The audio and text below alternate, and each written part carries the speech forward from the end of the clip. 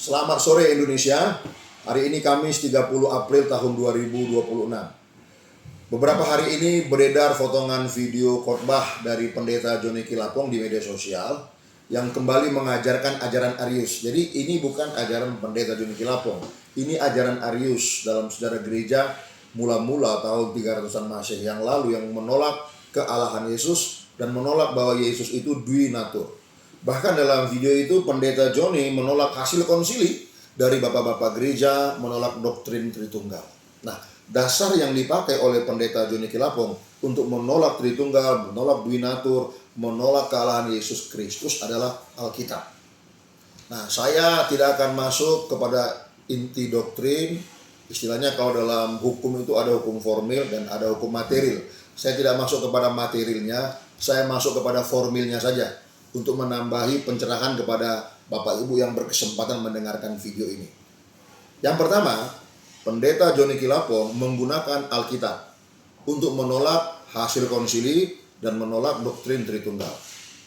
Yang kedua, tahukah kita bahwa konsili bapak-bapak gereja tahun 300 Masehi sampai tahun 500 Masehi, pembahasan mereka bukan soal kristologi, antara lain kanonisasi Alkitab.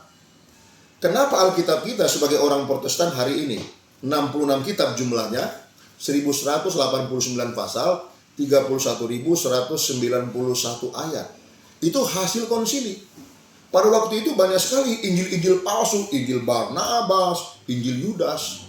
Jadi bapak-bapak gereja melakukan konsili untuk mengkanonisasi Alkitab, mewariskan kitab yang akan memelihara iman orang yang percaya kepada Tuhan Yesus Kristus sampai Dia datang kembali. Konsili pertama untuk mengkanonisasi Alkitab, konsili tahun 393 di Hippo. Itu belum selesai. Baru diputuskan 5 tahun berikutnya, lebih kurang, yaitu tahun 397 Masehi di Kartago. Di sanalah pada konsili Kartago itulah kanonisasi Alkitab selesai, jumlahnya 66 kitab, 1189 pasal, 31.197 ayat. Itu hasil konsili. Yang ketiga, Pendeta Johnny Kilapong menolak Tritunggal dan menolak hasil konsili menggunakan hasil konsili yang lain. Jadi sebetulnya ini standar ganda atau standar suka-suka, ya. Mengapa hasil konsili kanonisasi Alkitab bapak-bapak gereja yang berdoa bergumul sekian lama diterima oleh Pendeta Johnny Kilapong, lalu hasil konsili yang satunya ditolak, lalu yang diterima ini dipakai untuk menolak yang satunya? Ini namanya tidak fair. Jadi kenapa banyak orang memberikan kritik?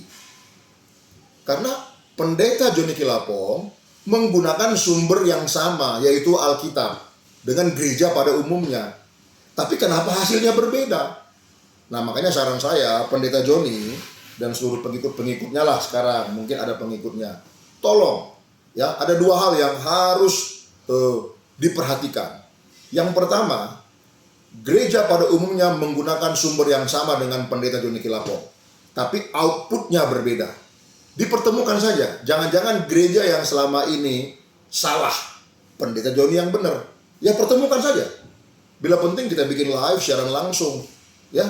Jangan hanya mengajar di depan jemaat awam yang tidak paham teologi, tidak paham doktrin. Itu yang pertama, pertemukan.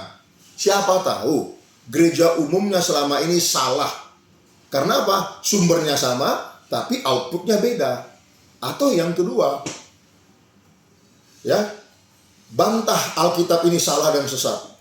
Jangan pakai ini, Alkitab ini, hasil kanonisasi bapak-bapak gereja tentang Alkitab pada konsili. Jangan pakai ini untuk membantah doktrin duinatur Kristus dan Tritunggal. Jangan pakai ini. Bantah dulu ini, katakan ini salah, ini sesat.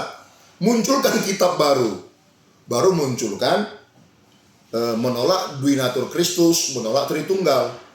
Kalau ada dasar yang berbeda dengan dasar gereja pada umumnya, maka saya yang akan membela Pendeta Johnny paling awal di depan. Kalau ada yang membantah, sumbernya beda kok. Kalau sumbernya beda, outputnya beda, itu sangat wajar.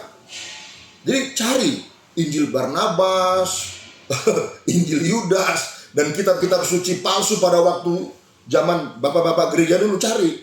Jadi kan itu sumber untuk menolak duinatur Kristus, kealahan Kristus, dan menolak hasil konsili. Tapi selama menggunakan sumber yang sama, harus berani dong berhadap-hadapan. Mana yang benar, mana yang salah. Siapa tahu gereja pada umumnya yang salah, pendeta Joni yang benar. Jadi berkat bagi semua gereja.